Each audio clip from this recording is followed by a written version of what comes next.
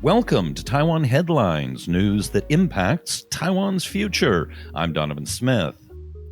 Starting on January 1st, only Taiwan citizens, foreigners holding Taiwan residency, and people in a few other categories will be allowed to enter the country. Exceptions to the entry ban also include diplomatic and service passport holders, business personnel who are fulfilling contractual obligations, humanitarian visa holders, the spouses or minor children of Taiwanese, and people who have special government approval. Foreign spouses and minor children of Taiwanese nationals will also be permitted to enter. In the case of Chinese nationals, apart from those with Taiwan residency, only spouses and minor children of Taiwanese citizens will be allowed entry. Business travelers who qualify will also have to quarantine for 14 days.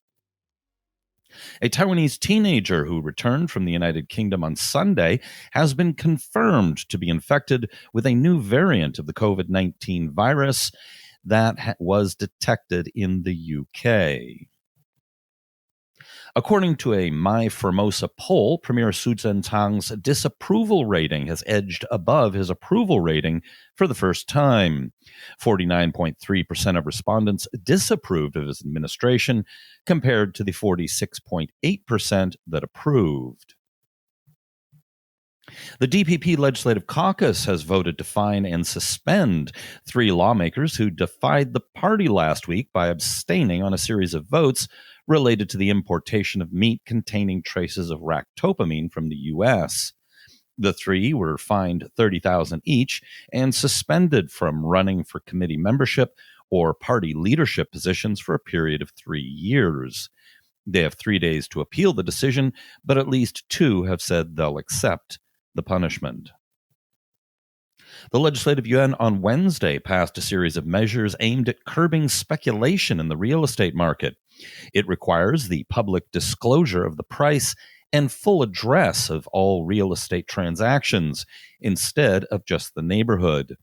The other 4 measures had to do with pre-sold houses, which, in a practice known as house flipping, are often purchased by investors and then quickly resold for a profit, driving up real estate prices. The Legislative Yuan has also passed 2 amendment bills mandating more stringent punishments for illegal sand and gravel excavation in Taiwan's coastal waters, including a maximum jail term of 7 years and a fine of 100 million NT. Chinese vessels have been illegally extracting sand off the coast of Taiwan, causing damage to the marine environment. The Ministry of Economic Affairs has announced that it has tightened control on Chinese investments in Taiwan due to national security concerns. Several countries, including the U.S. and Japan, have similar restrictions. Based on the new regulations, Chinese military-owned companies and Chinese Communist Party-owned companies are banned from investing in Taiwan. Manufacturing activity in Taiwan expanded for the 6th consecutive month in December, with the Purchasing Managers Index rising to its highest level in more than 3 years. China's Taiwan Affairs Office spokesperson Zhu Fenglian has issued some very offensive statements regarding Taiwan. She said in the new year, China will continue to stick firmly to its stance on one China and the 1992 consensus and to strongly oppose Taiwan independence. She added that during 2020, China's policies were extremely effective in dealing with Taiwan independent separatist activities and, quote, some foreign forces playing the Taiwan card. Zhu said China used a series of effective measures and that it dared to fight against Taiwan independence forces and foreign interference to keep stability in the Taiwan Strait. Zhu also said relations between Beijing and Taipei faced unprecedented conflict and severe challenges in 2020. She also noted that cross-strait trade grew 13.8% over the previous year during the January-November period, reaching over $235 billion US dollars. That's it for today's program. Be sure to hit like and subscribe, hit the bell on YouTube and all that.